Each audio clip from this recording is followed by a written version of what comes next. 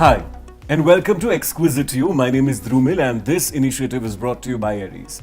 Today, I'm in an esteemed company of somebody who has made India proud, somebody who is an IVF specialist, somebody who has also been a part of the policy that was made by the government. She runs a clinic in the city of Anand. It is called Akanksha IVF Hospital. But more than that, she's such a wonderful human that you're going to meet today. Ladies and gentlemen, please welcome Dr. Nayan Patel. Hello ma'am, how are you? Hi Drumil, how are you? I'm good as well. Ma'am, you are never afraid to answer difficult questions. Whoever puts it in front of you. Where does this feisty spirit come within you? I think it comes from my mother. She was a fighter all the way for women empowerment. Okay. And she trained us the same way, that do what you think is correct. People will say whatever they have to say, just ignore. But when you go to bed, your conscience should be clear and you should have a good sound sleep. Don't harm, help others. That was it. Which is so amazing. Ma'am, how was your childhood like? Because you said that your mother worked for other women, for their upliftment, for their empowerment. How was your childhood in between all of these things? Well, she hardly gave time to me because she was a social person, but she was helping women to educate them, night school for women who were illiterate. She would go to help any woman there at Rajkot, and I would say proudly that the first municipal corporation of Rajkot had 51 members, out of which 50 were male. One, my mother Savita Ben Tanna, was the only lady corporator, but she could do whatever she want to help the women empowerment, and people used to salute her for that. Wow. One X amongst those 50 males made a difference then. I'm talking about 55 years back, yes. Which is so amazing. Ma'am, when I talk about you in a city like Anand, which is comparatively not a metro city like other cities of Gujarat, and when you started there, especially with the IVF, I'm sure a lot of people would have said it's a far-fetched dream. It would never work in a city like Anand. People would not believe in you. To now, when you're one of the best in the country. Drumil, I fully agree with you that people had doubts. Even I myself had it, but I wanted to do it. When I started IVF in Anand, it was a rural town of 150,000 people. If I wanted double distilled water, I had to run to Ahmedabad. If I wanted the drugs, I had to order it from Mumbai specially, because no stockist in Anand that time, no stockist in Ahmedabad. And there I had my routine OB/GY practice, that was of course my bread and butter. But in the morning from 5 to 8, I will start with this passion of doing IVF. My colleagues, fraternity laughed that this can be successful abroad or in metros. In Anand, it's never going to work. Yes, initial 5-10 results were negative, but I decided I'll do it cost price for the drug, media, everything, and call the people and do it, because I knew I could do it. And the first patient with tubal block, one of the general practitioner got it to me and said that, doctor, you have to see that she becomes pregnant, and we did our IVF. She got a positive result, and I have recorded the first heartbeat of that baby, and that baby Kaival is now almost 25 years of age. That is the story, and it has become a history now that anything is possible. You don't need to live in metro to do something. I'm sure, ma'am, when you heard about the test tube baby for the very first time, what did you feel then? Then did you feel that mujhe bhi ye karna hai? I was quite, how can this happen? How can we create a life in a lab? Is it possible to create artificially and put it in a womb? I was studying. When I was studying, it was just one paragraph in our gynae MD semester. Only one paragraph for Only IVF. one paragraph for IVF. Because I cleared in 86. After that, I started learning, and after that, I felt it is possible, because veterinary, there is their veterinary college in Anand. There they do lot of IVF for animals. So I first started visiting the veterinary college, how they do it. And if that can be done, why can't it be done in human being? It's just translation to humans. And that what gave me the courage that yes, it is possible and we can do it.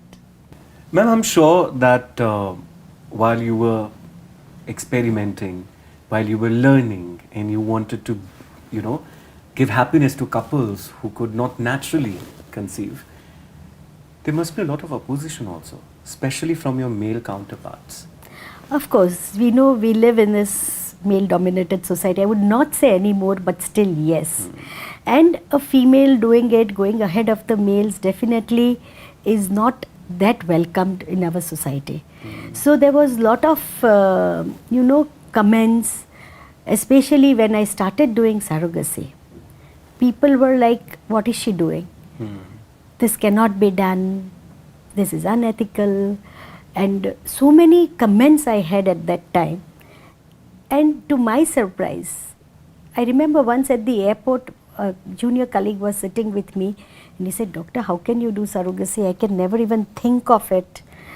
And what's your email ID? I said, my email ID is nayana@ivf-surrogate.com. How can you keep such an ID? I said, what's wrong in it? I'm doing it and I want to show it that I'm doing it. 10 years down the line, the same doctor calls me and says, Madam, I'm doing my first surrogacy case. Can you guide me? Wow. See, so it takes time when you are doing something unconventional like IVF, like surrogacy. People will not have trust. They will not believe in it unless you show the results and prove that yes, this is possible. So true. Ma'am, two things. One, Anand, of course, it's extremely famous for its milk federation, but also it has gotten infamous for the media perception of what surrogacy is. And also the topic of surrogacy. Please tell us, because I'm sure on what side of the issue are you on, why did you believe that surrogacy is important? Drumil, I'd like to correct you. It's not infamous. Like Dr. Kurian said that no publicity is negative. Positive or negative, it's a good publicity. Absolutely. What I feel is that it is not infamous. There are huge number of articles which has praised it also, including Oprah Winfrey. But that's what I'm saying, ma'am, that it's actually perceived to be infamous. If I tell you, the Week magazine 2010 January had 25 personalities from India on the cover page with the title, You can love them, you can hate them, but you cannot ignore them. And our Honorable Prime Minister was there, Salman Khan was there, I was one of them. So I don't feel that all these people were doing something wrong. What an esteemed company to be in. I mean that is a good thing, definitely.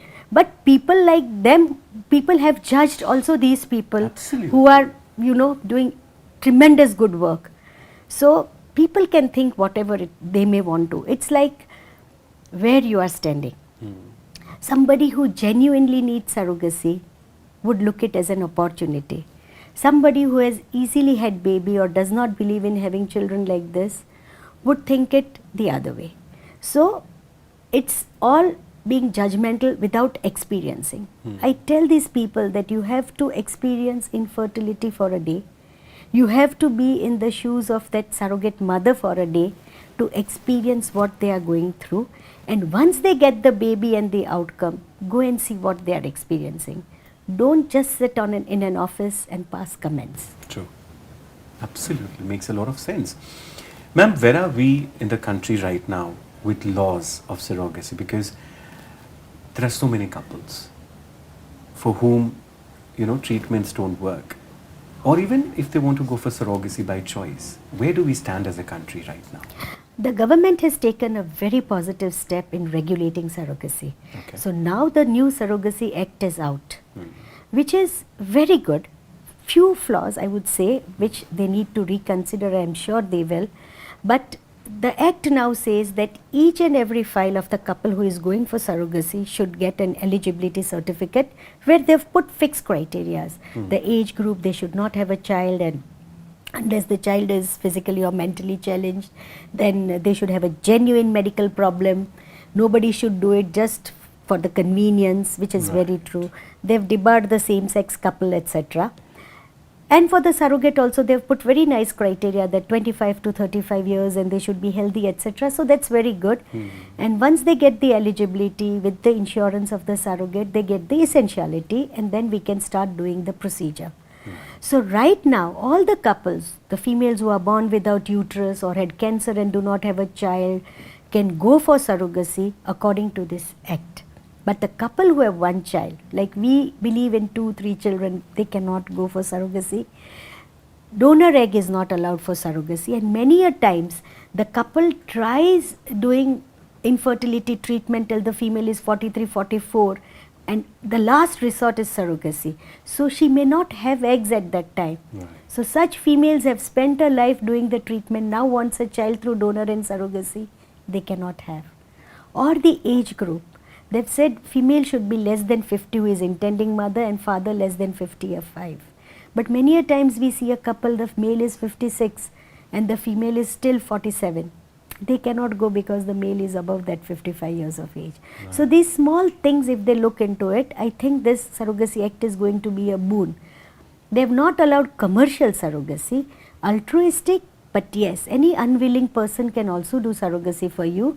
And yes, you can take care of her medicine, health, and over and above whatever expenses she needs to lead a healthy life during those 10 months. So I think this is a reasonably good surrogacy act that has come up, bearing a few changes that it needs to. So it is a good start of regulating It's a good it, start. It's a good but start. it needs a lot of Yeah. amendments with time. India can really shine out in surrogacy if this act is really followed the right way.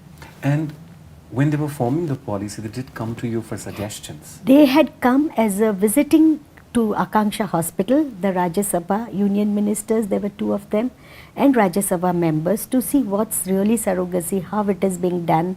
And we were the first ones to take 3 years of insurance for the surrogate from the couple before she starts. Okay. So that has been implemented in this also. Wow. So it was really nice to have the whole government convoy in our hospital in January 2020, just before the COVID time. Wow.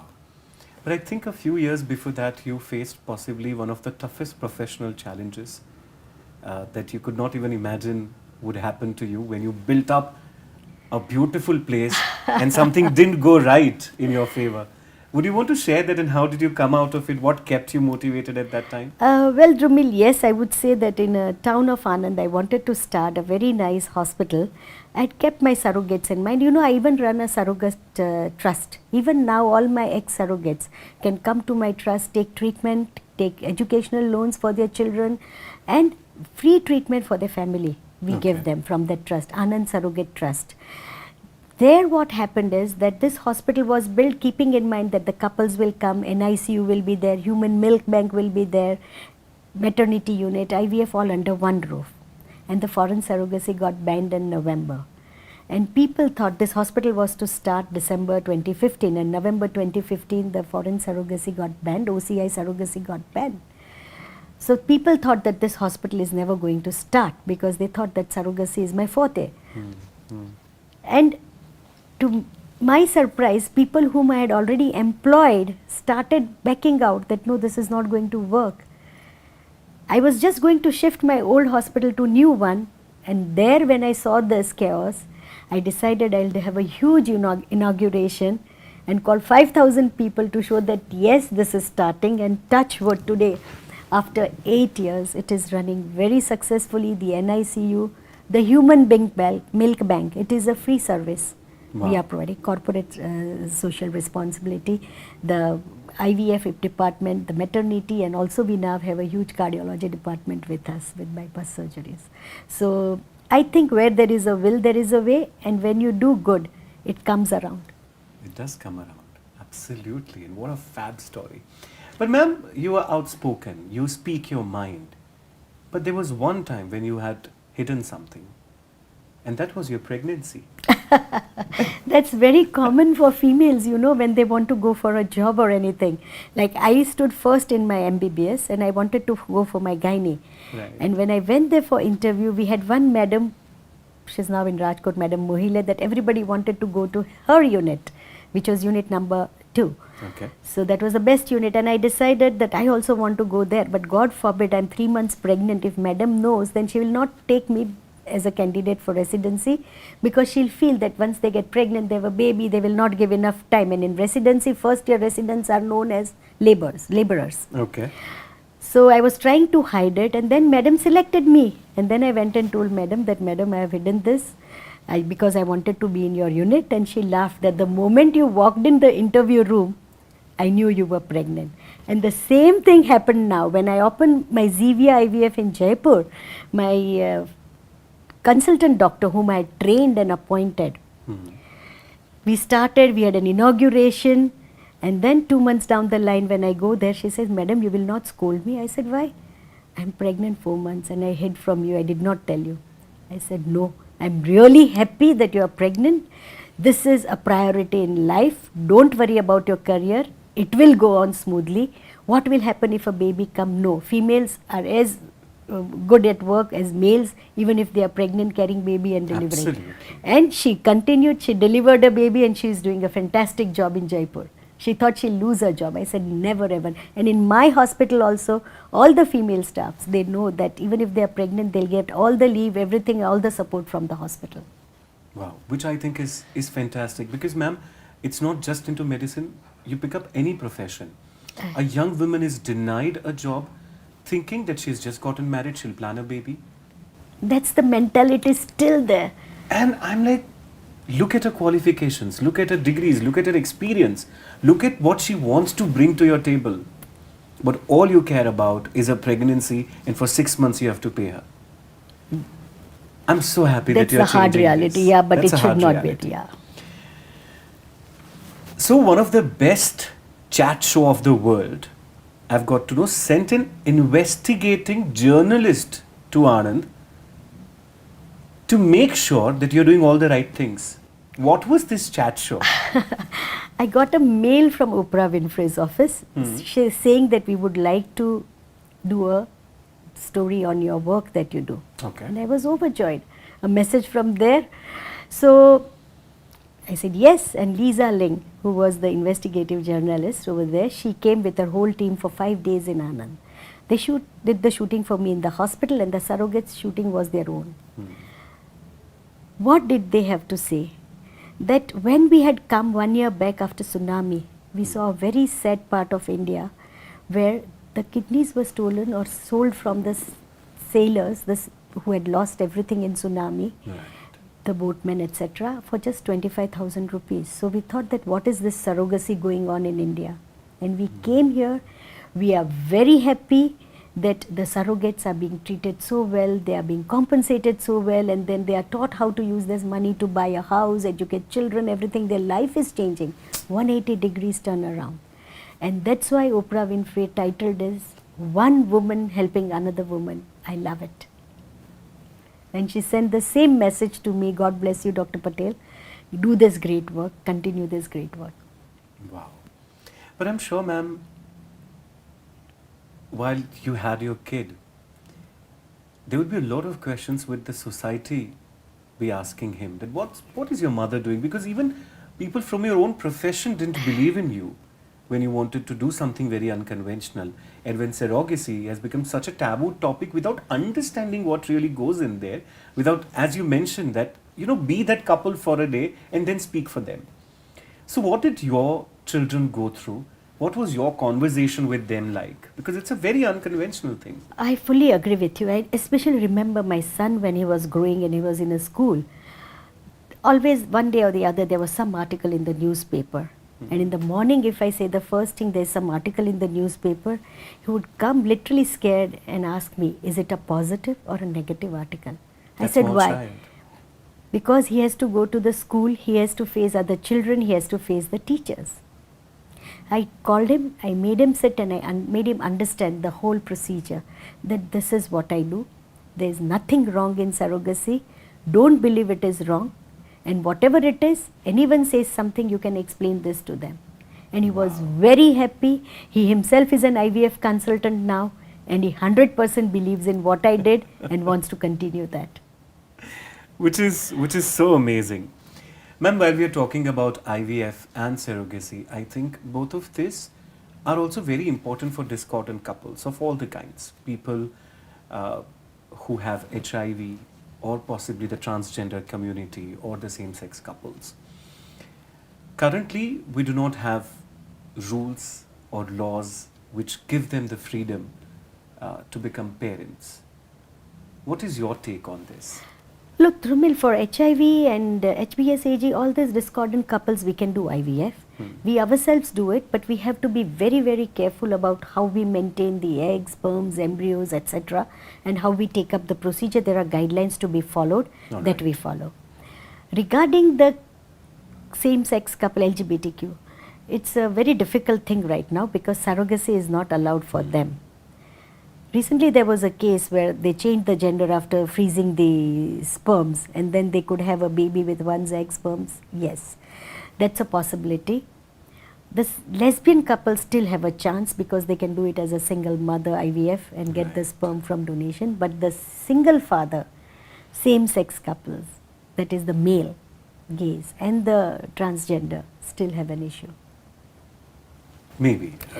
A few conversations are needed on that. Yes, yes, they are needed. They have their own life to live and after proper, scrutiny, they should be taken up for infertility treatment or at least having a baby. Absolutely. Ma'am, I cannot imagine your situation during COVID times. Imagine running this huge hospital,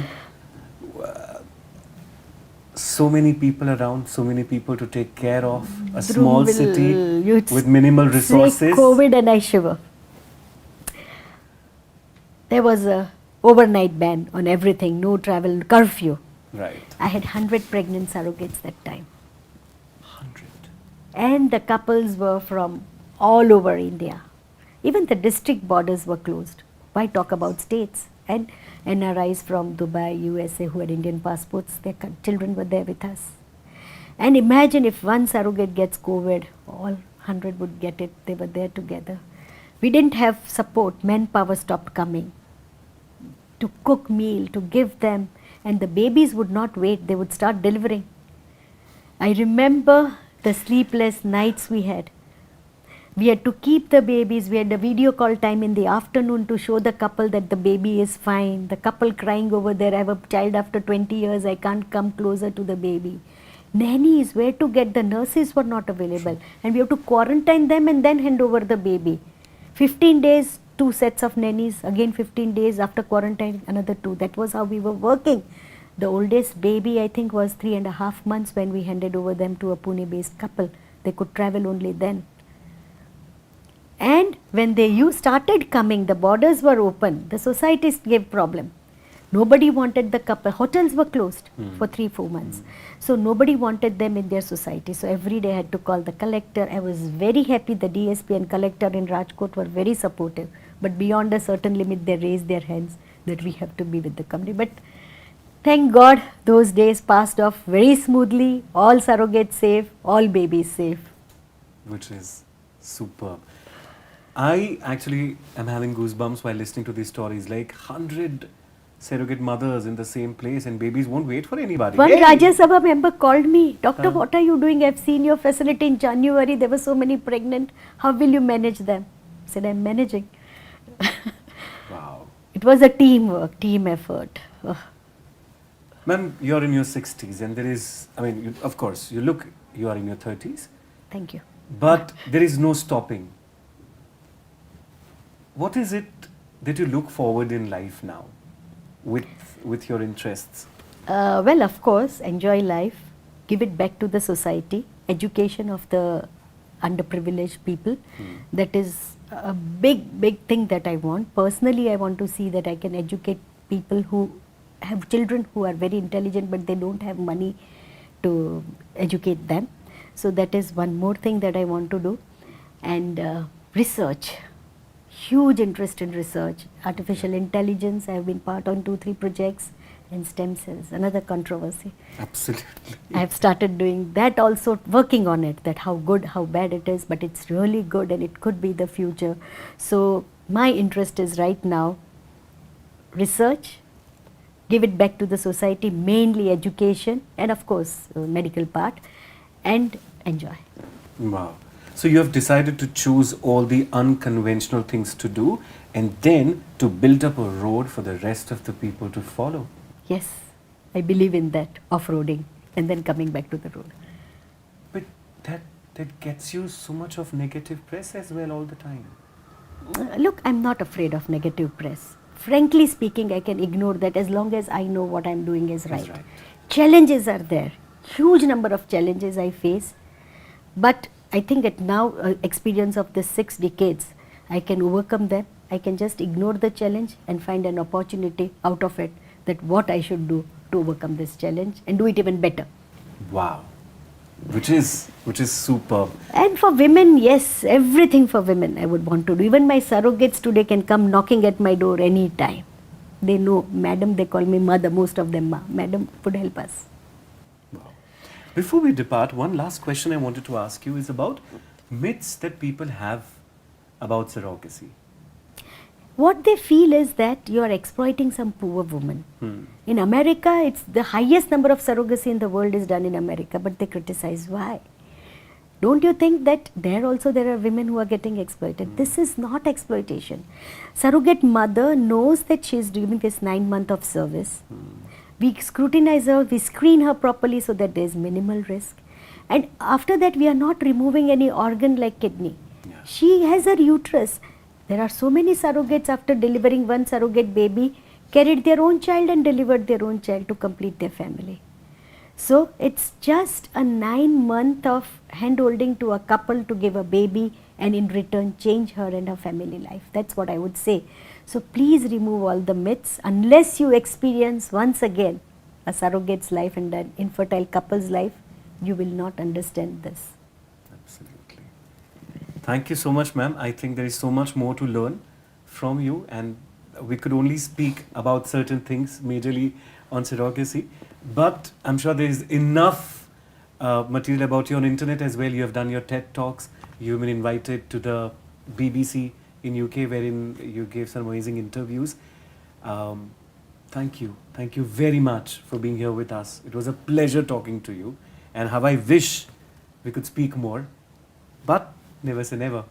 Thank you, Drumil. It was equally good for me because sometimes whatever is suppressed in your heart, you need to talk out and tell people that yes, you may think whatever I am, but this is what I know what I am. Thank you so much once again.